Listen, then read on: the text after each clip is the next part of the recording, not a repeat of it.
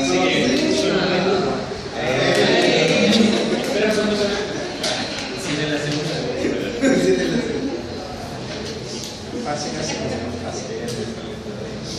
Ya, bien, entonces para terminar el bloque de oftalmología, bueno, el trauma ocular justamente se deja para el final porque lleva en conjunto los conocimientos de todas las especialidades, segmento anterior, segmento posterior, y como vimos en la clase de retina ayer, muchas veces requiere el concurso de un especialista para resolver las complicaciones tardías del trauma ocular. El objetivo de esta clase es entender qué es el trauma ocular grave, que eso está en el auge, que fue la última prestación que se incorporó a la oftalmología, y más o menos tener una tendencia que no sea de miedo del trauma ocular, sino que más o menos tener ciertas decisiones puntuales en cuanto a qué es lo que hay que hacer en primera etapa y más o menos qué es lo que hace el especialista para resolver un trauma ocular complejo. Esta es la definición operativa del trauma ocular grave, que está en las guías clínicas del auge y en el cual participaron especialistas fundamentalmente de la unidad de trauma ocular del Hospital del Salvador, que es la unidad que tiene más experiencia en Chile desde hace muchos años, resolviendo traumas no solamente de la región metropolitana, sino que de toda la región, o sea, de todo el país, y que ahora se llama CENTOR, ya que de la sigla del Centro Nacional de Trauma Ocular Complejo, ¿ya? En la cual se resuelven justamente, entre otras cosas, los traumas oculares graves. Entonces ya sabemos que este centro a nivel nacional llega a los traumas oculares más complicados, ¿ya? De los sistemas públicos, obviamente, y se caracteriza por lo siguiente: bueno, una lesión aguda del globo ocular o de sus estructuras anexas, que ya sabemos que es el párpado, la órbita, el sistema lacrimal, que ocasiona un daño tisular grave, con riesgo de compromiso de la función visual. Puede ser por mecanismos contusos, ¿ya? O que rompen, producen una solución de continuidad. Entonces, esto vamos a clasificar de qué se trata el trauma ocular grave, cómo se divide. ¿Qué ocurre en un trauma ocular grave? Ya vamos a ver en qué consiste el trauma ocular grave. El diagnóstico de un trauma ocular grave tiene que ocurrir pronto, ¿ya? Como todo trauma, dentro de las 12 horas desde la sospecha. Por lo tanto, aquí concurren elementos de transporte que son vía aérea, aviones, ambulancias, etc. Por ejemplo, hace años atrás nos tocó atender a un pescador que estaba en la 11ª región pescando y que se enterró un anzuelo en el ojo, ¿ya? Y obviamente en Coyhaique en ese tiempo no había oftalmólogo y tuvo que trasladarse en avión, en el primer vuelo que estuviera disponible. En ese caso, por la lejanía y por la ausencia del especialista adecuado, se tuvo que trasladar a Santiago. Ahora una lesión con un anzuelo de pesca, la verdad que se puede solucionar perfectamente con un cierre primario, ahora que hay un oftalmólogo en Coyhaique y tiene el pabellón disponible, lo puede solucionar. Pero a veces la urgencia amerita que sea trasladado a la vía aérea.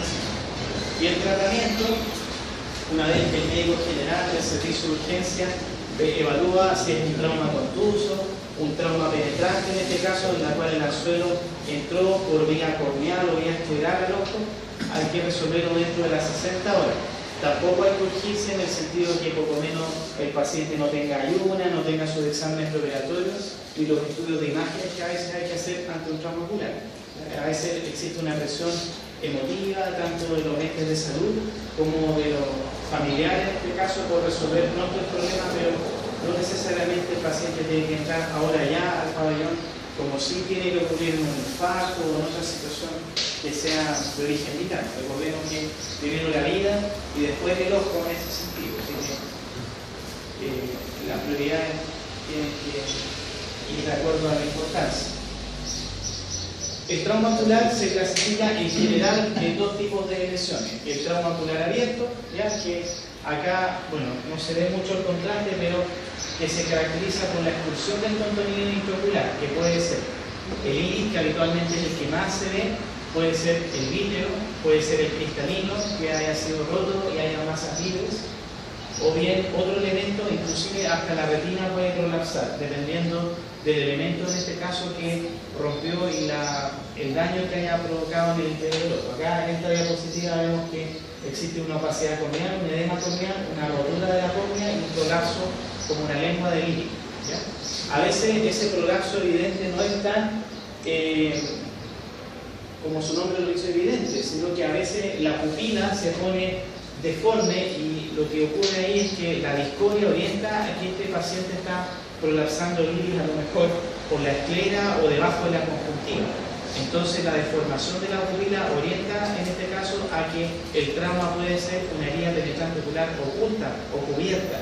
Y eso es la más difícil de diagnosticar porque al estar cubierta no se ve la evidencia de la expulsión del contenido intraocular, pero lo podemos sospechar frente a una pupila deforme, discórica o que tiene una quemosis focalizada o algún elemento que hace una elevación similar a la ampolla de un glaucoma, pero que en este caso está cerca en el espacio conjuntival, en el limbo.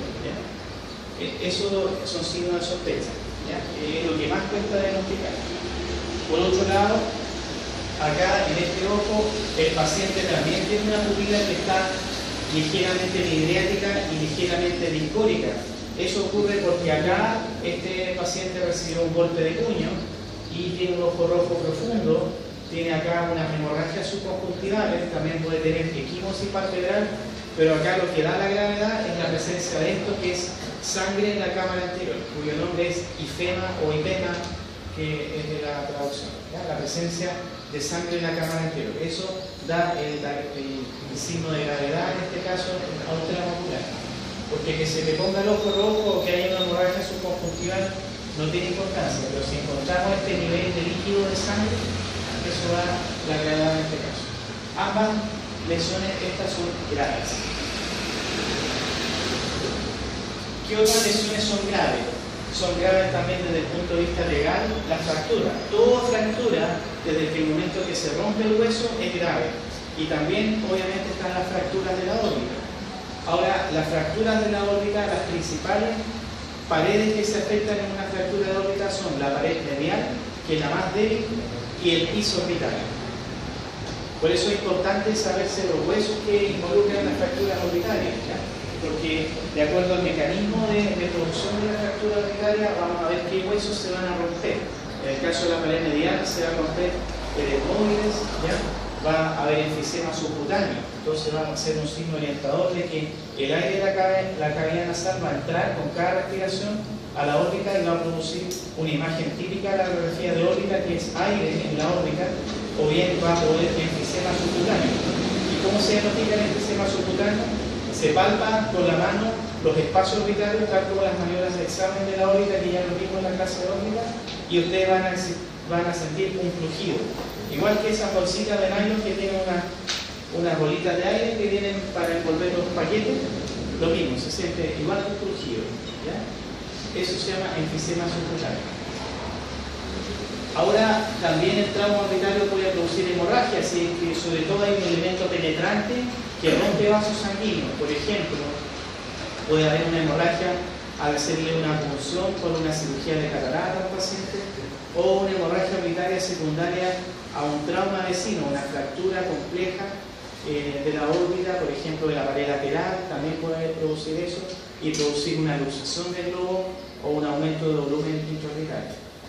Y la contusión periocular, que es lo más sencillo, es el daño, en este caso por un mecanismo no penetrante que produce edema, dolor, hinchazón del párpado, equimosis, pero que puede o no comprometer el ojo dependiendo si le tomamos la visión.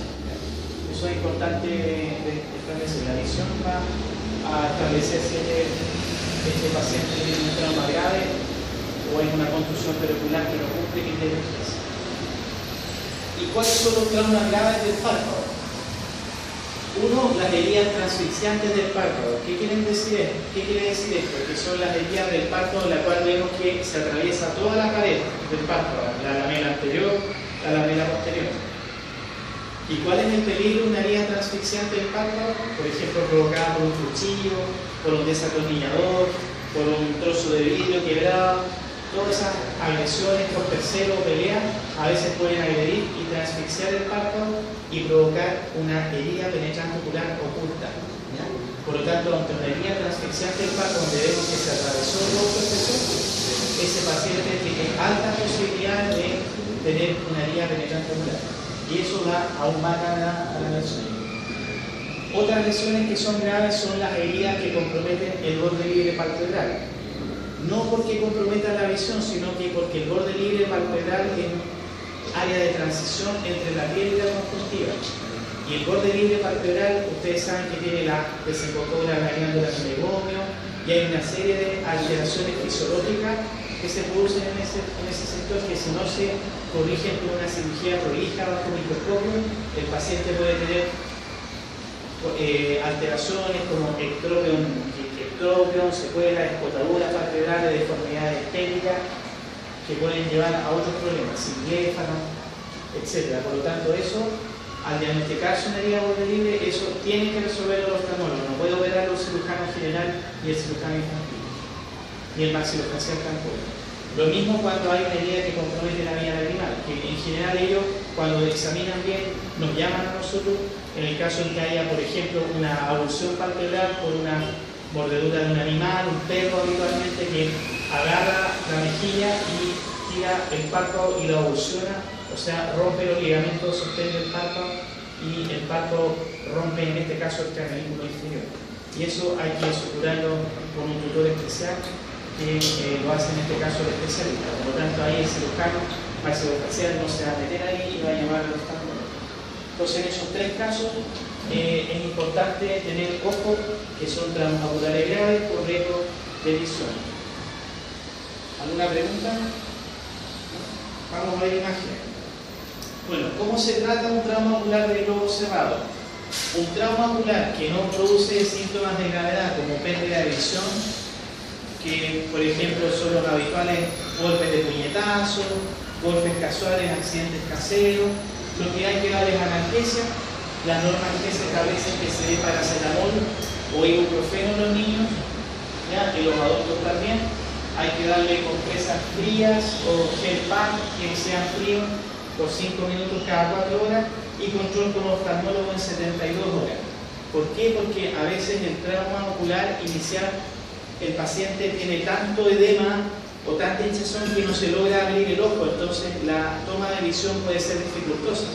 Pero una vez que se desinflama con el frío y con el antiinflamatorio, el paciente puede abrir los párpados y se le puede tomar la visión. Y si la visión está baja, puede que este traumatismo no solamente haya provocado un edema de los párpados o una equimosis, sino que haya provocado un edema macular traumático por el golpe, y eso requiere tratamiento especializado, ¿ya? Que se llama edema de Berlín, cuando hay edema de la mácula producto de un golpe contuso en el ojo.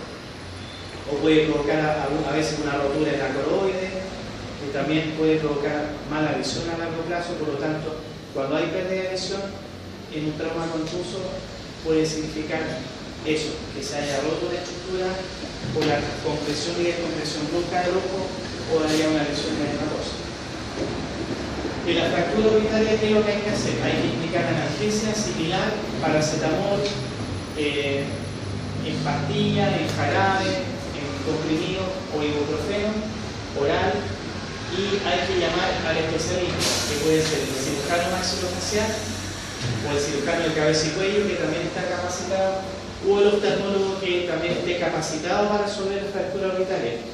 La mayoría de los oftalmólogos no nos dedicamos a resolver la fractura orbitaria, en el fondo porque compromete más que nada las partes duras. Nosotros nos dedicamos a las partes blandas, que son los párpados, el ojo o las estructuras orbitarias.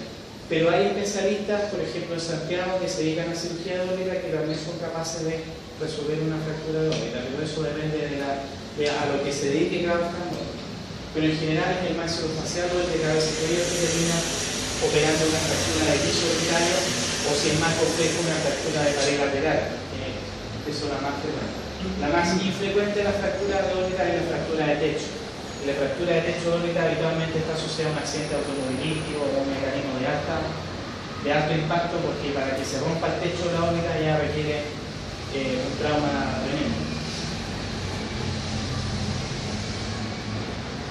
Acá vamos a ver otras lesiones también que involucran la superficie ocular. Esto algo lo mencionamos en la clase de córnea. Cuando hay una abrasión corneal hay que anestesiar el ojo porque el paciente muchas veces se queja, tiene fotofobia, blefaroespasmo y pérdida de visión. Entonces el paciente, para poder examinarlo, tenemos que anestesiarlo. Enseguida se lava con una solución de Riegel lactato, ya que es lo que es más adecuado para el pH de la lágrima.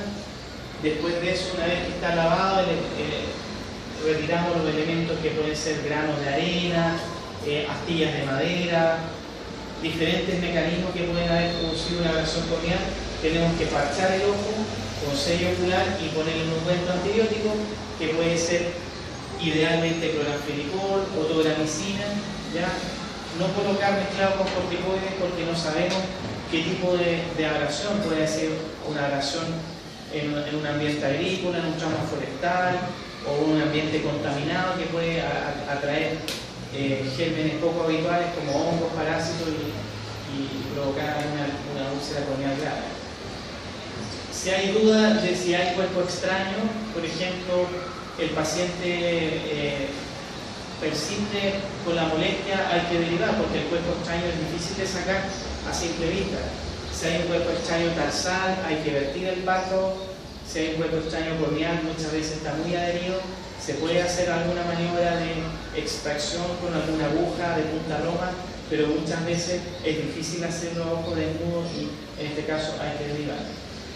Y en el caso en que haya una quemadura de la superficie corneal, una abrasión secundaria a un químico, por ejemplo, que le haya saltado ácido clorhídrico, líquido de batería, cal, cemento, etcétera, todo eso se llama causticación. Ahí hay que derivarlo de inmediato. Y lo que hay que hacer ahí es lavar y muy abundantemente y sellar el ojo y mandarlo a los oftalmólogos para que establezca cuál es el tipo de daño que hay.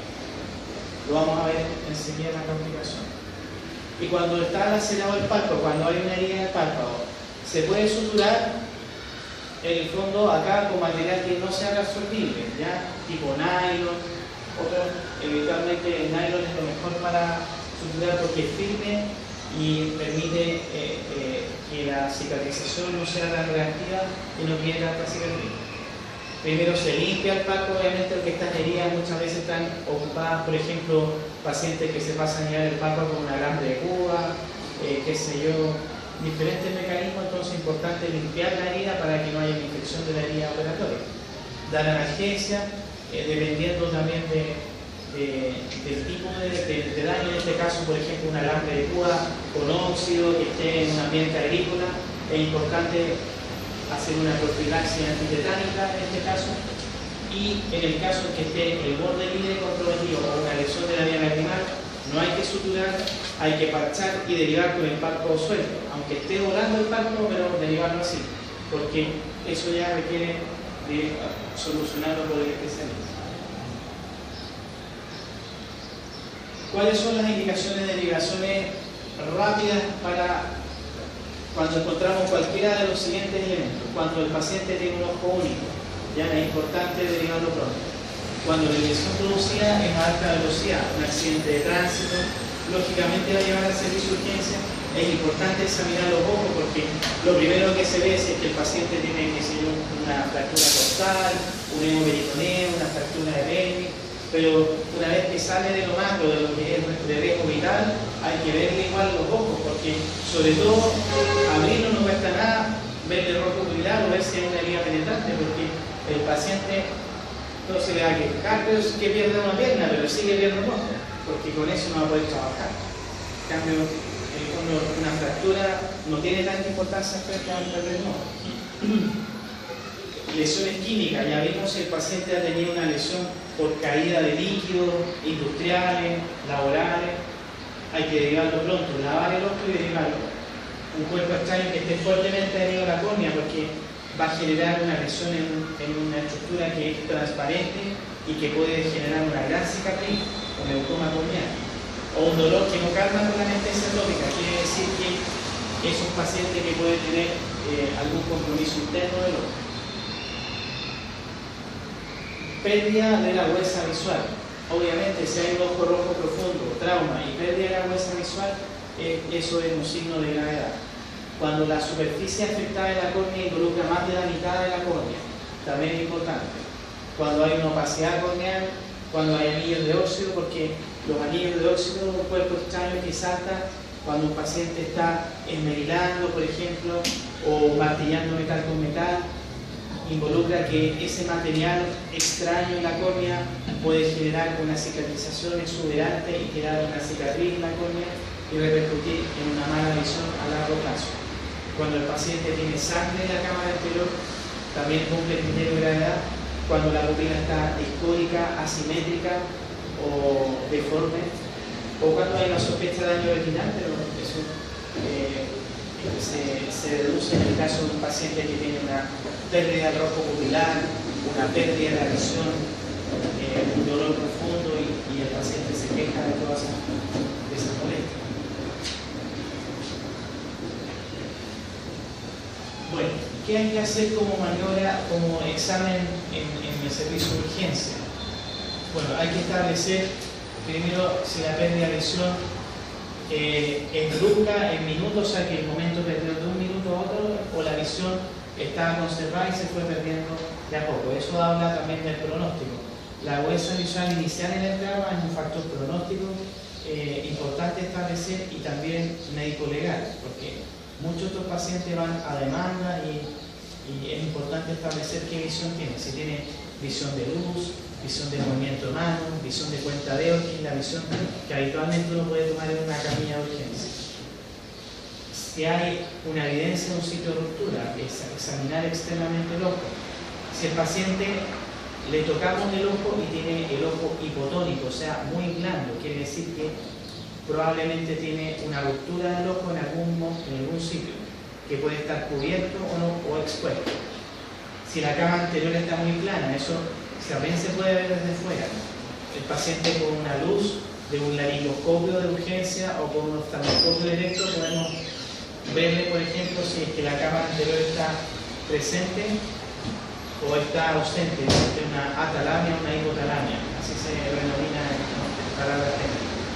Si hay sangre en la cámara anterior, si hay una herniación del contenido ocular, que lo más frecuente es que haya iris o vítreo expuesto, y las alteraciones de los reflejos pupilares, que también se puede hacer con una fuente de luz de buena calidad. Es muy importante respaldarse médico-legalmente con una imagen. Por lo tanto, un trauma ocular que cumple esas características, aunque sea un trauma contuso, no penetrante, es importante tomar una radiografía de órbita de dos proyecciones antero-posterior o lateral. Una ecografía ocular la va a hacer el oftalmólogo, por lo tanto no se indica, pero si el escáner sin contraste se puede indicar también, si es que el sistema de radiografía no cumple los criterios que nosotros creemos. Esto es mucho más útil porque da información más detallada en caso que haya un cuerpo extraño intraocular o que la radiografía de órbita, que sirve más que nada para traumas que involucran las partes duras, que son los huesos de la órbita. En cambio, el tag de órbita orienta a lo que pasa en la pared del ojo cuando no podemos abrir el ojo, por ejemplo. Eso es más útil. Pero depende de la disponibilidad. Si estamos en el hospital de Q o estamos en el hospital regional de Antofagasta. Esto previo a la cirugía o hasta 72 horas del postoperatorio. Eso es lo que dice el auge. Esto es importante de tener presente los plazos, porque cuando el abogado nos llama al juicio nos va a decir: ¿usted pidió el examen? Sí, yo lo pedí en cuanto le indiqué la cirugía, o se lo pedí como control después de operar. Ah, ya, siguió las normas GES. ¿Qué es lo que hay que hacer en un trauma ocular abierto? ¿Ya?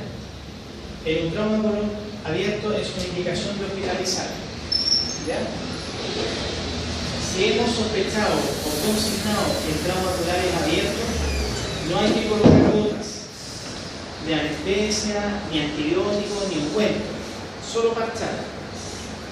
¿Por qué no hay que colocar gotas ni tampoco ungüento?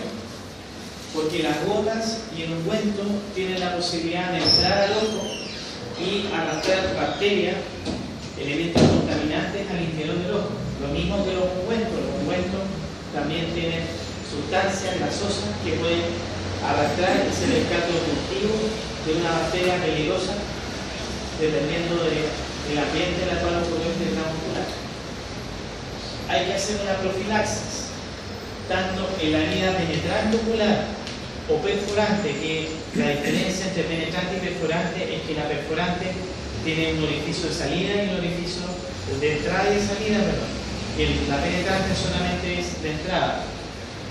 Y la rotura ocular, que ya es una exposición ya del contenido ocular muy grande por una herida que tiene una solución de continuidad mayor a 10 o 12 milímetros, en este caso hay que hacer una profilaxis de endoftalmitis, que es la infección del contenido ocular. ¿Y qué medicamento se usa para la profilaxis? En niños se usa la cefazolina y la clindamicina, que tiene cobertura de bacterias aerobias y anaerobias, y también una cobertura importante para gérmenes gram negativos.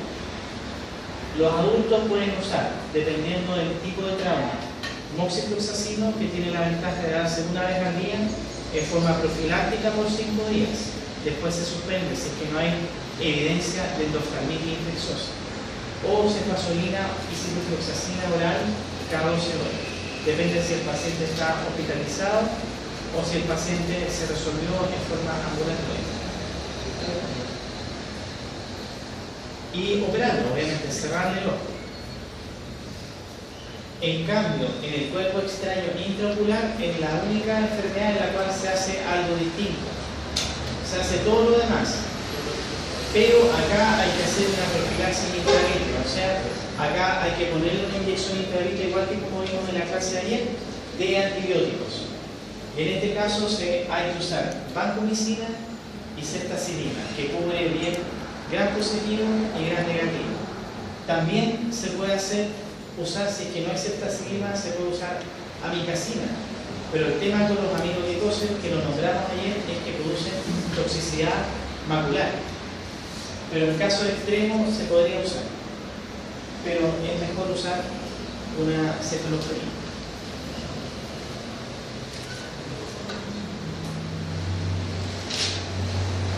El trauma ocular abierto, en la etapa posterior, una vez que el oftalmólogo general o el especialista hace el cierre primario, si es que el paciente tiene un daño del segmento posterior de la retina o el vitrio, ahí entraríamos a entrar los especialistas de vitroretina a resolver lo que hay detrás. Muchas veces hay hemorragia vítrea, hematomas coloridos, balas adentro, cuerpo extraño enterrado en la retina o desprendimiento de retina postraumático, por lo tanto son cirugías complejas. Y ahí lo que hay que hacer es hacer una vitrectomía, que es una controversia si hacerlo en agudo o en una etapa posterior. Según el criterio a veces se hace un score que se llama de evaluación de pacientes que tienen un trauma ocular para ver si es un trauma ocular grave o si es ojo único. A veces hay que entrar antes, entrar después. Eso lo determinará el especialista. Y esta es la imagen de una vitrectomía posterior, en la cual hay una infusión que emite líquido, que permite entrar líquido, y hay dos elementos que permiten iluminar el líquido del ojo y otro elemento que permite entrar instrumentos, que sacan el líquido, cortan membrana o tijera, forceps, diferentes elementos que se usan para arreglar el ojo por dentro. Bien, acá está enumerado, según las guías clínicas del Ministerio de Salud, cuáles son los traumas oculares que son GES y que tenemos que notificar. Bueno, esto es lógico pensar que es grave. Todos los traumas oculares abiertos. Penetrante, un sitio de entrada. Perforante, sitio de entrada y salida. Cuerpo extraño intraocular, lógico, porque el cuerpo extraño puede ser metálico, puede ser de cobre, de bronce, puede ser de acero, puede ser de madera, de vidrio, y eso se establecerá de acuerdo a la ecografía, al escáner de órbita o a la radiografía de órbita, si es que es radio opaco, radio lúcido, y se verá qué tipo de cuerpo extraño, el tamaño, dónde está ubicado y qué necesitaremos para sacarlo, y si hay rotura ocular. A veces las roturas oculares no son posibles de solucionar desde el punto de vista funcional. El paciente pierde el ojo, pero por lo menos el paciente conserva la anatomía del ojo. Aunque el ojo después se va a ir a lo que se llama un proceso de tisis. O sea, el ojo se va a contraer y va a quedar igual que una pasa. O sea, va a quedar disminuido en tamaño y en forma. Pero es importante conservar el ojo. Las construcciones graves del ojo y del tejido orbital. Cuando hay sangre en la cámara anterior, cuando hay desprendimiento de retina, cuando hay una causticación que vamos a ver enseguida, una laceración grave, o sea, con una herida de la conjuntiva o de la córnea mayor a 10 milímetros, una laceración corneal con compromiso de la visión, catarata traumática, endoftalmitis y úlcera corneal traumática. Todo esto van a causar baja de visión. Por eso son graves.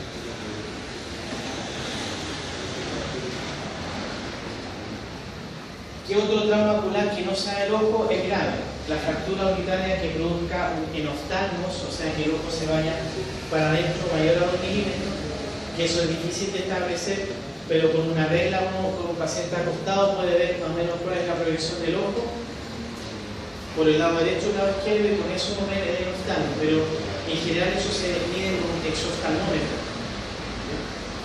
Es difícil de establecer.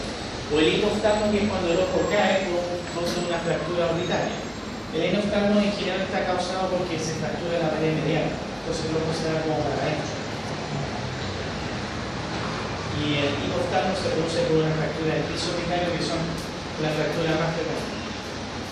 Y la vía palpebral con compromiso del borde libre o de la vía lacrimal. En este caso es un paciente que ya está resuelto, que tuvo una herida palpebral acá, en este caso, y se colocó un tutor de silicona que se coloca con una colita de chancho que permite pasar este tutor de silicona por los canalículos y permitir que el canalículo cierre y no se haga una dehiscencia de la sutura. Y obviamente se resuelve el borde libre y la evolución palpebral. Y acá vemos el esquema de las típicas placas que ponen los máximos faciales para unir acá el cigomático con el maxilar superior o el hueso frontal, etcétera, de acuerdo a la complejidad de la fractura. Bueno, ¿cuál es la anamnesis del trauma angular? El trauma angular, todo esto ha ocurrido en la región. Paciente, por ejemplo, que estaba golpeando con un martillo y un cincel, puede ir martillando y de repente salta un cuerpo extraño a alta velocidad. A veces no puede no darse cuenta en el momento, pero después empieza a perder la visión o pierde la visión instantáneamente. Obviamente cuando hay manejo explosivo, cuando hay participación de terceros, las agresiones, que es lo más frecuente lejos, un día viernes o sábado a la noche. Cirugías previas oculares es importante de establecer porque establecen el pronóstico. Si un paciente que está operado de catarata, a veces nos ha pasado una viejita que va caminando, se cae, se quiebra se hace una fractura de pelvis, del trocánter, etc. Y llega al traumatólogo y aparte se pega en el ojo y se revienta el ojo y le salta el lente intraocular. Entonces pasa eso también, es importante ver el estado previo del ojo.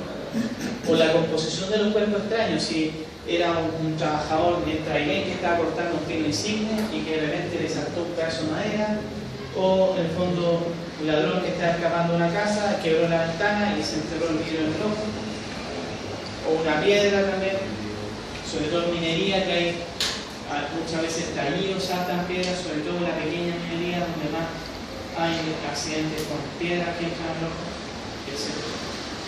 Y los síntomas graves, nuevamente pérdida de visión, dolor ocular que no sea el anestésico, fotofobia, y estos son síntomas menos graves que si el paciente se queja que pica el ojo, que lagrimea, tiene un poquito de secreción, eso ya más orientador de que tenga una conjuntivitis y no una pérdida de visión.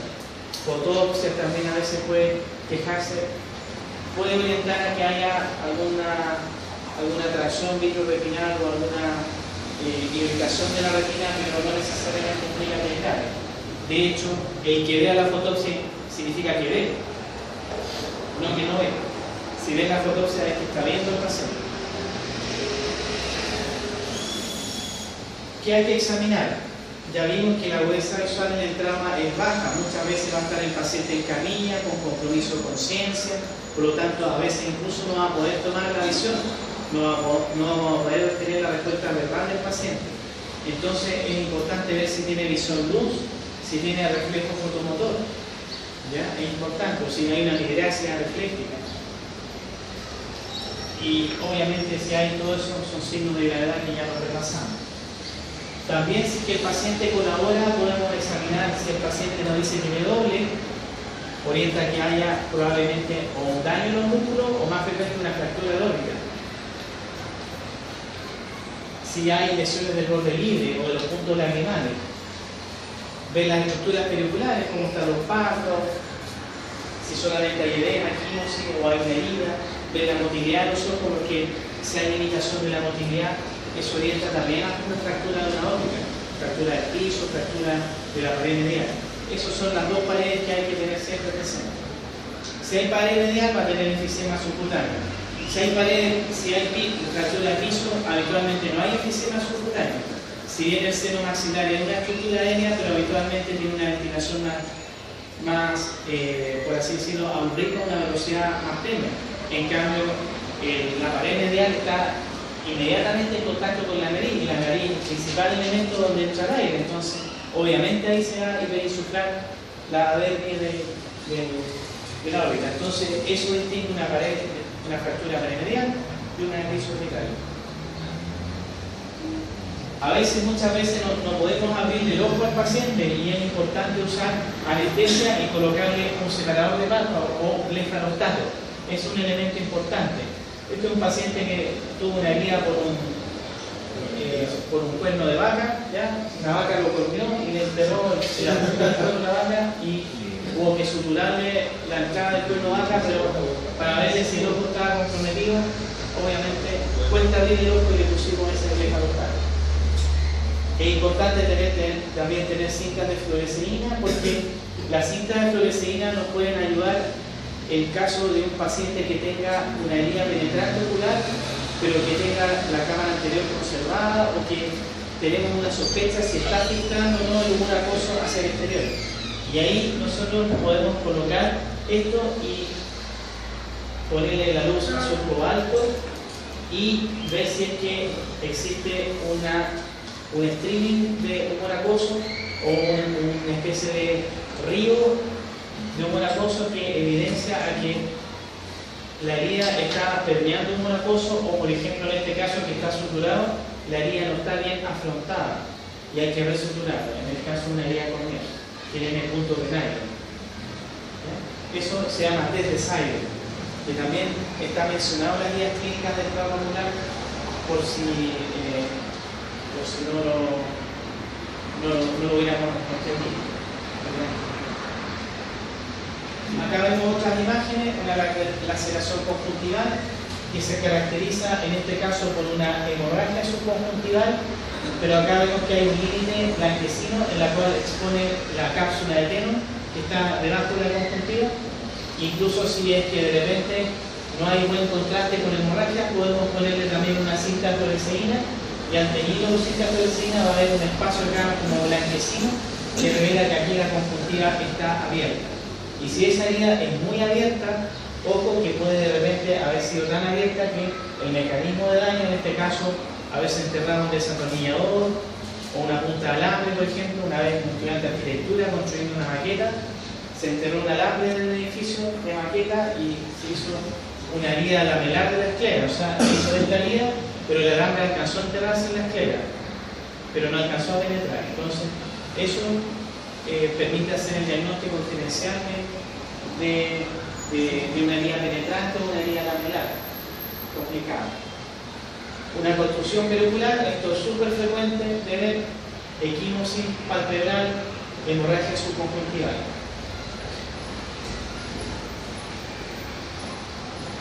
El ojo está rojo, pero si tiene la visión sin compromiso, no es un trauma ocular grave. Una fractura orbitaria. Acá vemos en un escáner, ya vimos que es de utilidad. Clarito la solución de continuidad. Acá está el fragmento óseo. Acá habitualmente se hernia el recto inferior o la grasa orbitaria, por lo tanto al haber un pellizcamiento el paciente va a tener una diplopia vertical y no va a tener buena movilidad en el segmento vertical o superior. Y aparte del seno maxilar, se va a inundar con sangre, por lo tanto va a haber un velamiento del seno maxilar. Todos esos son síntomas de fractura del piso urinario. El piso urinario está compuesto por 3 huesos, ¿ya? Y hay algunos que son bien delicados, entonces es importante tener presente que es bien susceptible para fracturarse.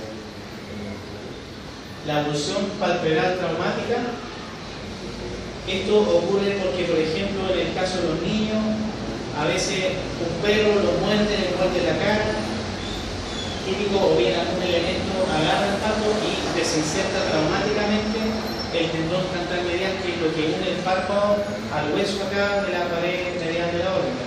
Y acá, al haber esto, se rompe no solamente el párpado, la piel y el borde libre, sino que el canal libre.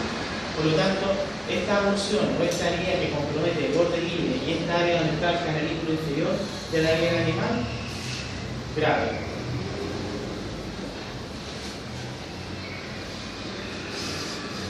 Bueno, ¿cómo se ve una abrasión corneal? Esto es simple repaso.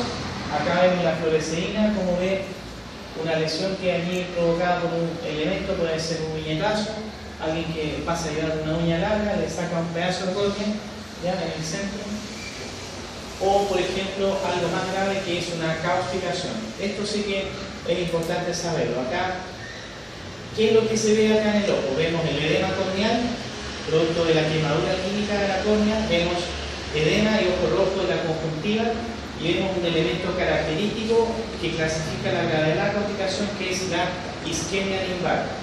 Vemos que está todo rojo, pero acá está blanquecino. Acá ocurrió un daño tisular de los capilares sanguíneos de la conjuntiva, y esta isquemia del limbo es súper grave porque se dañan las células madre que hay acá a nivel del limbo y produce que el paciente vaya a evolucionar probablemente con un pano corneal, con vaso, con opacidad corneal, y eso va a hacer perder la visión permanentemente al paciente. Entonces, como este isquemia involucra 1/3 del diámetro del ojo, se clasifica esta causticación como una causticación entre comillas leve. ¿Cuál es la importancia de las causticaciones? Las causticaciones engloban una quemadura química del ojo, que puede ser por elementos que tienen un pH ácido o elementos que tienen un pH alcalino o básico. Es mucho más grave las causticaciones con álcalis o pH básicos. ¿Por qué? Porque ocurre una saponificación, o sea, una transformación en verdaderos jabones de las membranas celulares.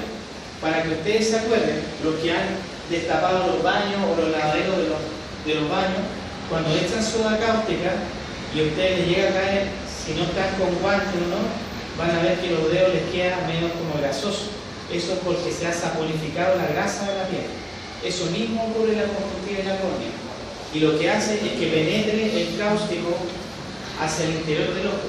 Penetra, porque las membranas celulares se van rompiendo. Entonces, por eso es importante lavar y seguido. Porque hay que sacar el álcali antes que penetre. ¿Ya? Por eso, para manejar la soda cáustica es importante trabajar con antiparra y guantes, porque es una reacción exotérmica con el agua. ¿Ya? Esto ha ocurrido, pero en muchas cosas, en muchas ocasiones las quemaduras por cáustico. Y es importante también tener presente qué elementos cotidianos tienen un pH alcalino. La cal, el cemento, el yeso tienen pH alcalinos, por lo tanto los accidentes de obreros de la construcción, alta probabilidad, o también mecánicos, los líquidos de batería también tienen pH alcalino. También. Por el contrario, la gente que se quema con ácido muriático, ácido clorhídrico u otros ácidos, ácido sulfídrico, va a tener una quemadura del epitelio corneal. Y esa quemadura produce una coagulación de las proteínas. Y esa coagulación de las proteínas, si bien produce un daño, pero genera una barrera mecánica a que este elemento no siga coagulando otras proteínas de la córnea, por lo tanto tiene una menor penetración y podemos, entre comillas, estar más tranquilos.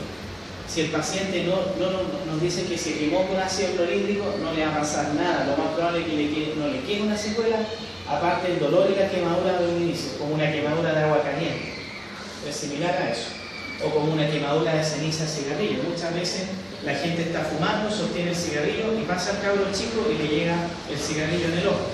Eso también es súper frecuente como una quemadura térmica y generalmente queda un halo blanquecino en la córnea y que los papás llegan gritando al servicio de urgencia, quedó ciego mi hijo, el niño obviamente que llega llorando, pero eso es fácil de solución, se pela la córnea, el epitelio se regenera y el niño recupera la visión.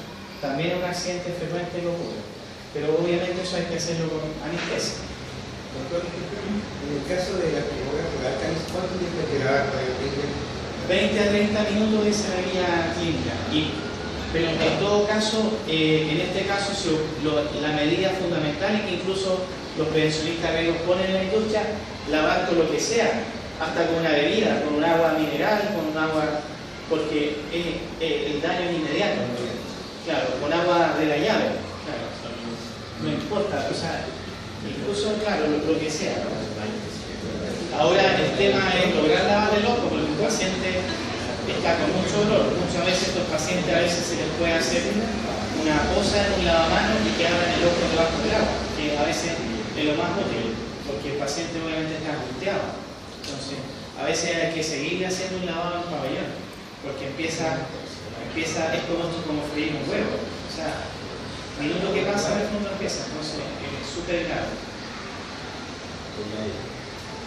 Hay unos kits que vienen con pHímetro que a veces los prevencionistas riesgo compran, que vienen con todas las soluciones y con unos anillos especiales que es para solucionar las calcificaciones. Es como el DEA de un paro cardíaco, por ejemplo, un elemento que está a la mano ahí y que va orientando al tiro qué es lo que hay que hacer, pero depende mucho de la disponibilidad. Lo que hay que hacer es lavar.